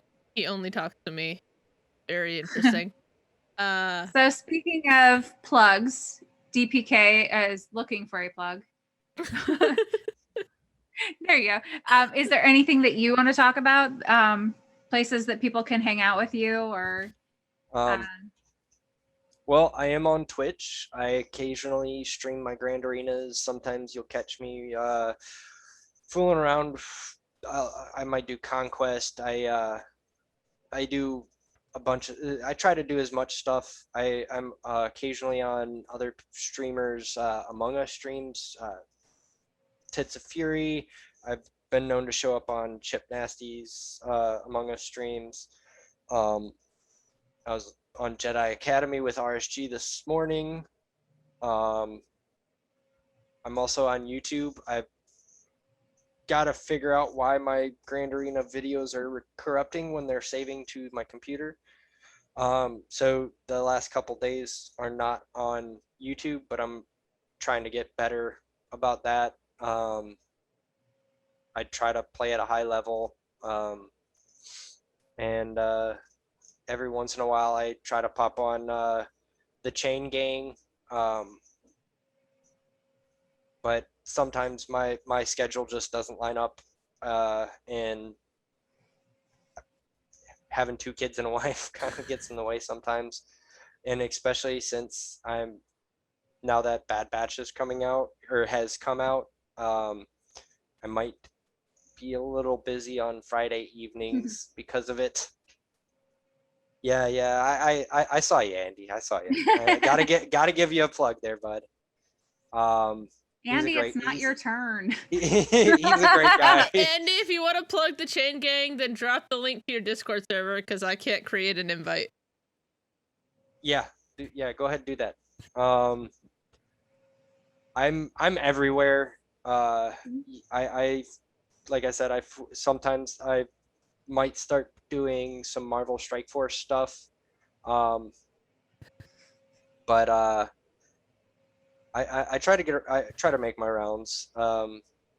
So if you see me on Discord, Deadpool Kyle 28 #9625, shoot me a DM if you want to talk Deadpool, Star Wars, comics, Batman. I don't really follow DC.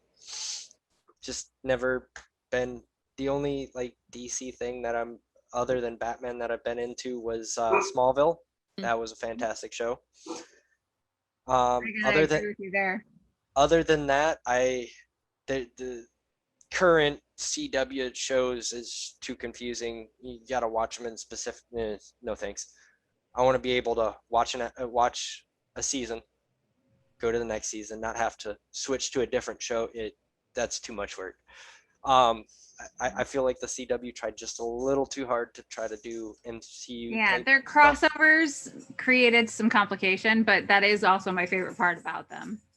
And some people like that. It's not for me. You know, Tom Welling had a cameo in the last crossover. I actually watched specifically that episode. Specifically that 12 seconds.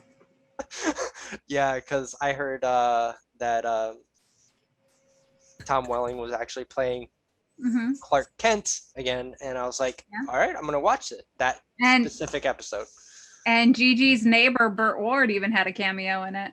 So did Will Wheaton. Yes. There were a lot of cameos. There was. That was actually a pretty good episode. I liked that episode, but he cameoed as the Flash. He's the DC Extended Universe Flash. Oh, what is her name? The chick that played Lana Lang, wasn't she in it as well? Kristen Kruk? Yes. I don't remember seeing her, but oh no, I'm sorry. It was Lois Lane. I'm sorry, it was Lois Lane. Yeah, she was in it. Erica Durance. Yeah. Yeah. Hey, Thane. God, I had a huge crush on her in the early 2000s. She is the best iteration of Lois Lane ever. She really is. Like, yeah, that is literally the best Lois Lane that will ever in my mind. And, you unless you actually had watched that crossover or some of the CW shows, you're missing my world's favorite Lex Luthor, John Cryer.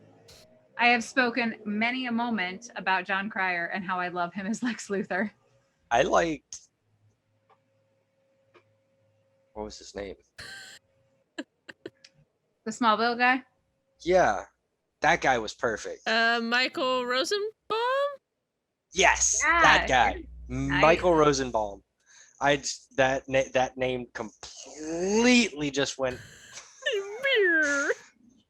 Yeah, I was like, Once no, he he's became fantastic. Lex, I do like him, but like for me, that the thing that missed on Smallville was focusing too much on Lionel Luthor. I could have done a lot less of Lionel Luthor and much more Lex. Yeah, I was actually a lot. liked that. There was a lot. There was almost too much of Lionel and Jonathan Kent feuding, which doesn't really make sense as a feud because it's a farmer and a billionaire. Like, this shouldn't work.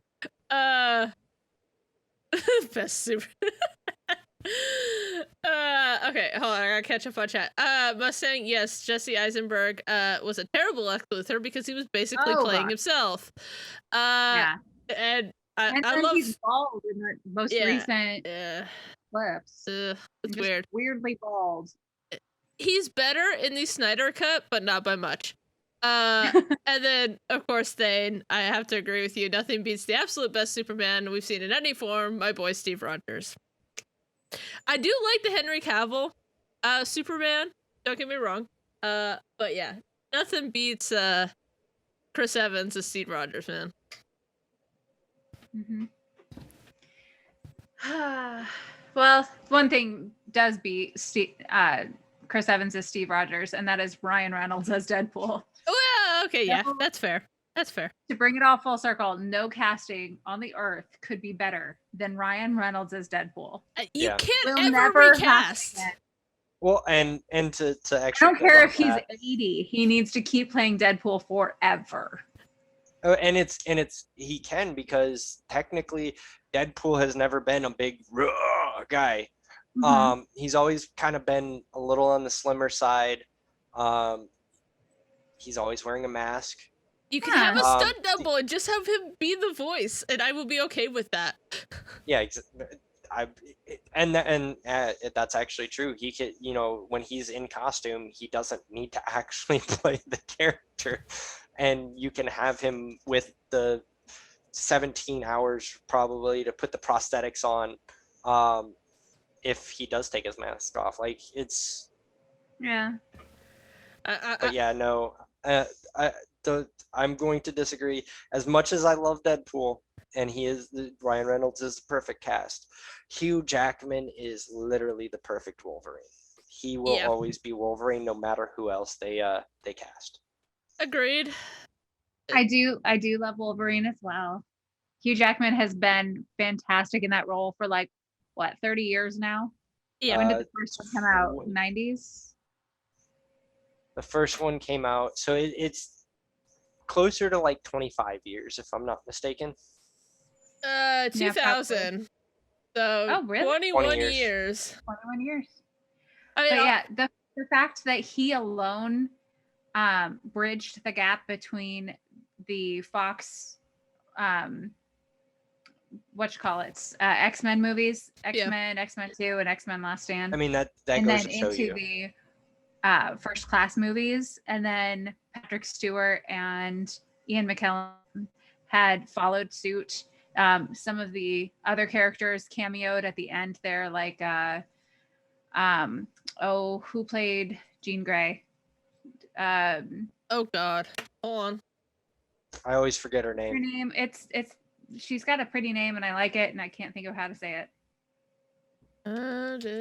I mean, Days of Future Past was the perfect movie. It's like a Ukrainian name or something, isn't it? Yeah. If I'm not mistaken. IMDb. Jean Grey, another movie. Don't fail me now. Janison. We're all yeah, I'm frantically scrolling IMDb. Famke Janssen. Yep. I got there. Ooh. Wikipedia is faster for me than IMDb, so.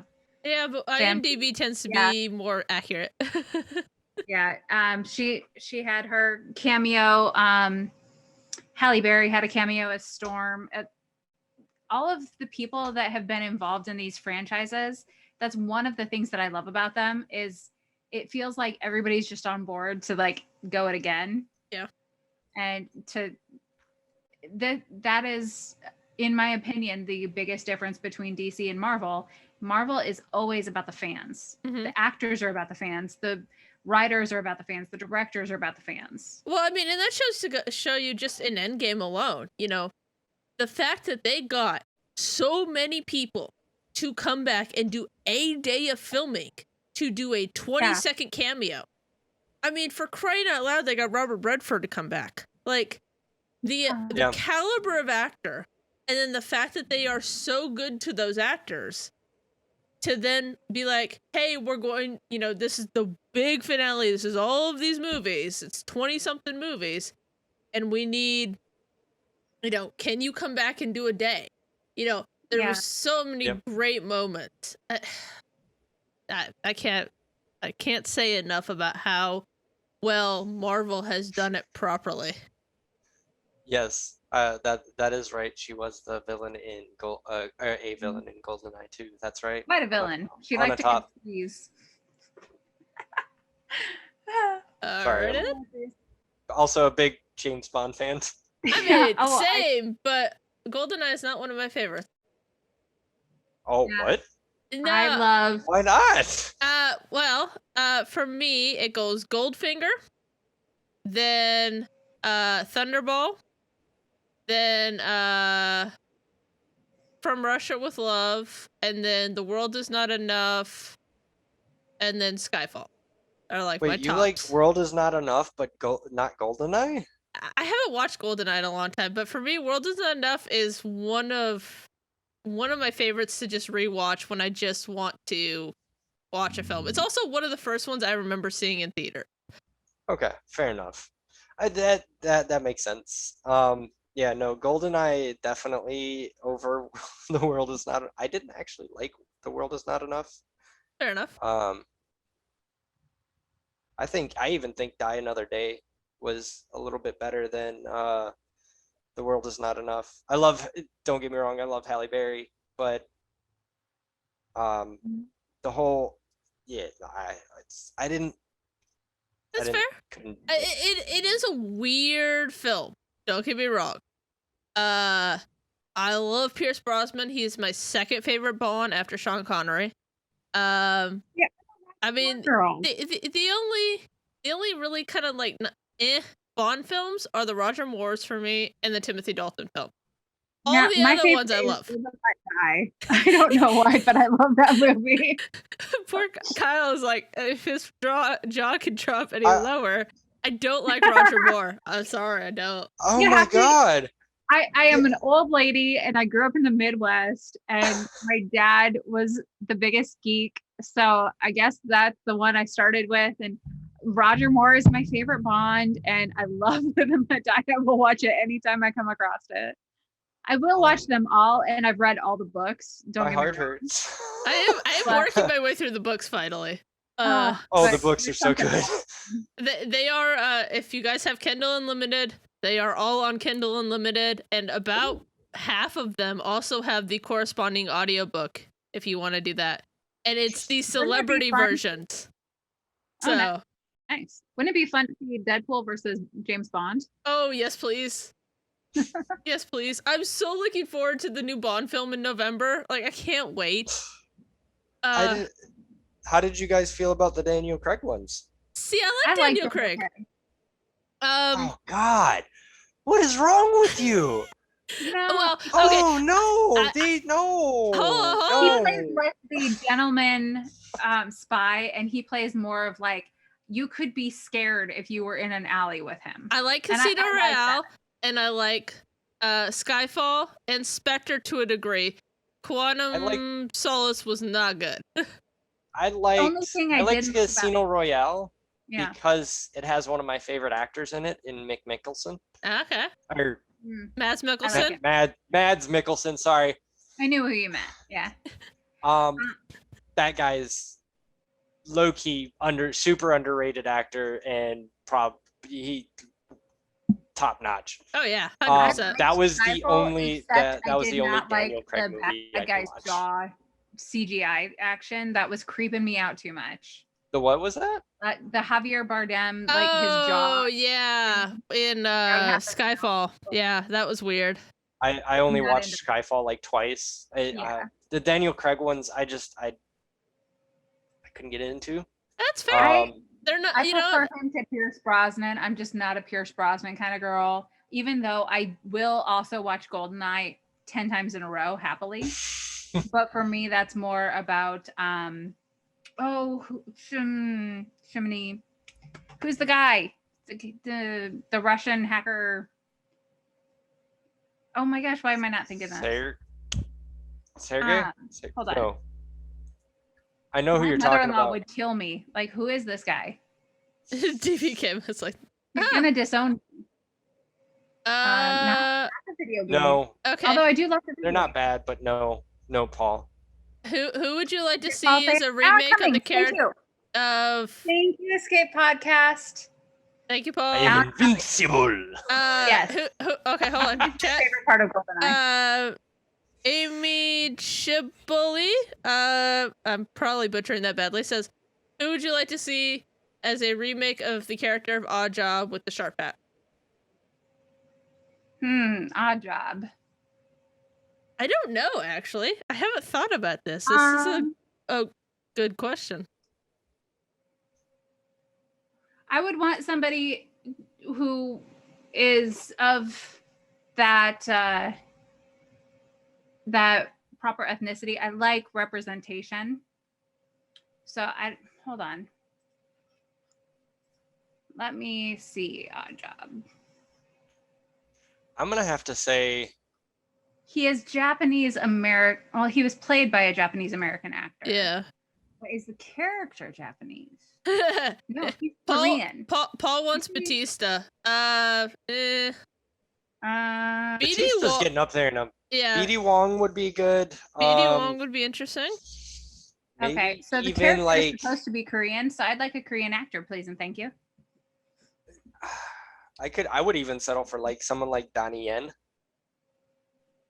Hold on.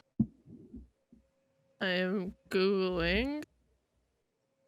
Because I know, like, I have an idea in my head, but I need to make sure that they are the right one and I'm not mixing up Korean and Japanese. Because that happens a lot.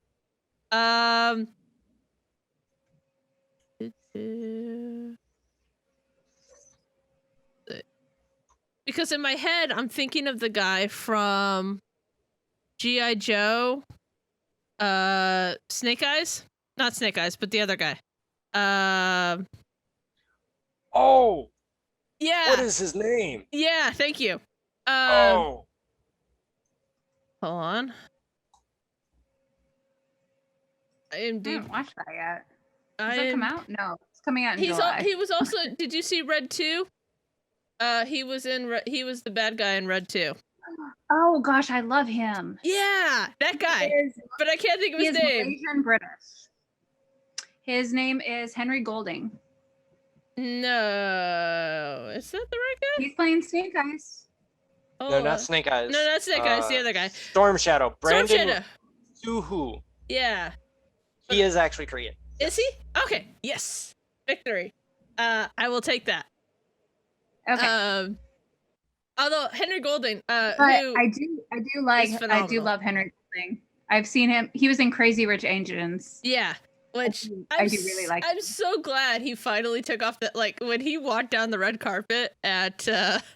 Shut up, Paul. When he walked down the red carpet at the premiere to G.I. Joe, everybody was like, "Who is this hot guy and where has he been hiding?"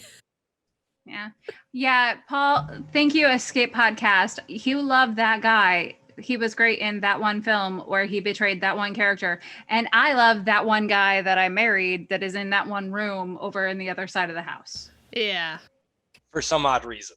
hiding Yeah. in his brand new studio as he's bringing it no, apart. not the go yet. Still in construction. Oh, Trust me, nice. I'm sure Paul will do. Oh, he's going all out. Like he'll do a tour for everybody. I'm certain. But he's like Make it happen, construction, Captain. and I'm surprised we don't have hard hats at this point. It's amazing. What he doesn't tell you is that he ordered custom escape pod hard hats. No, because he would have had me design them. That is, I was gonna say that. No, Critty would have created them. Yeah, I would definitely have. Oh, speaking of which, okay, good.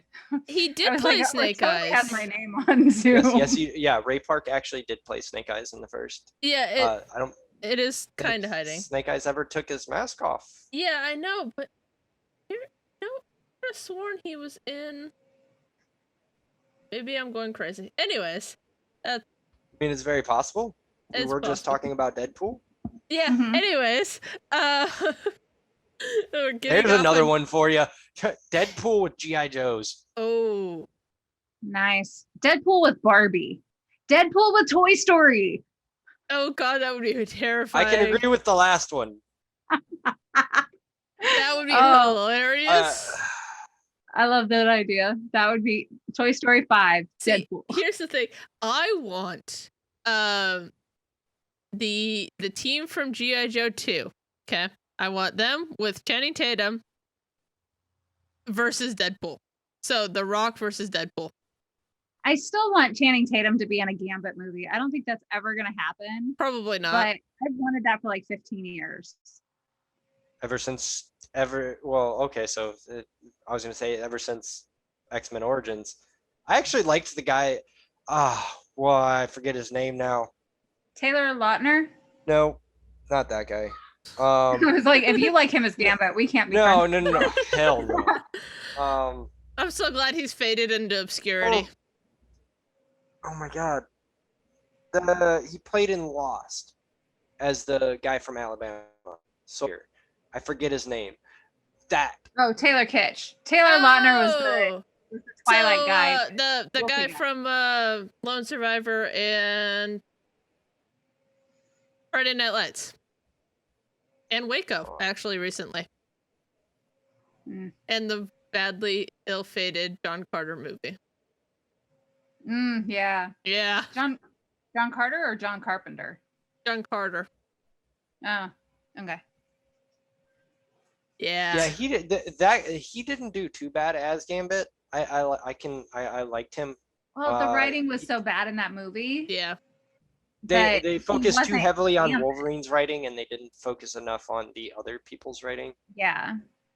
It was like he had a bad Cajun accent, and then he like didn't have like the right look. He didn't. Well, he did kind of have the right look, but the Cajun accent was just. Ugh. It was bad.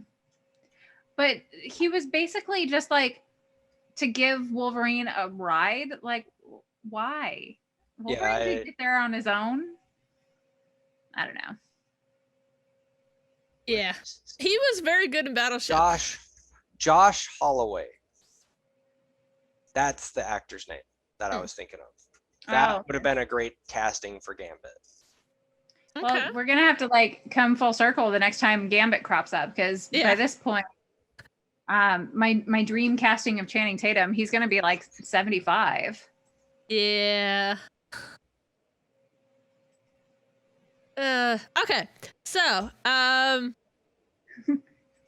get back off of all of the tangents. Okay, so we played DPK. Are y'all still doing the Wednesday crew? Unfortunately, we haven't been doing that. We used to run a podcast after a mutual friend of mine and Daggers had to step away from his podcast. We kind of picked up the reins. We haven't done it.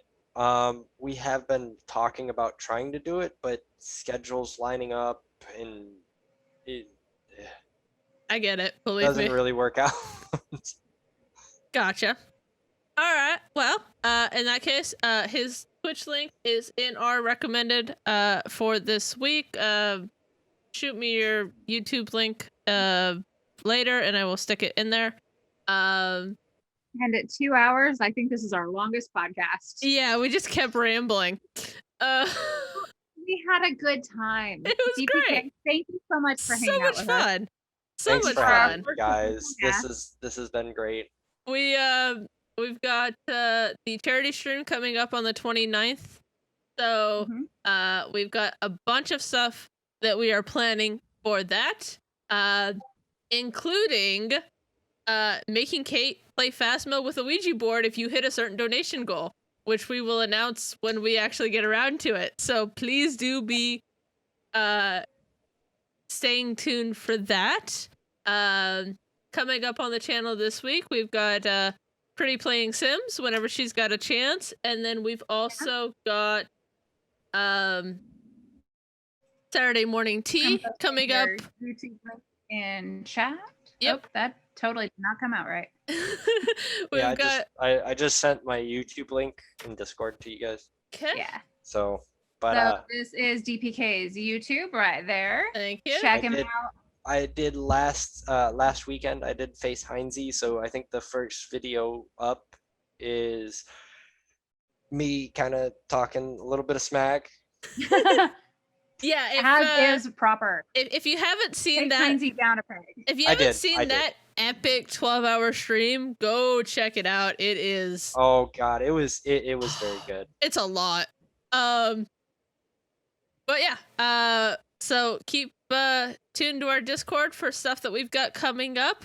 Let me see who is on.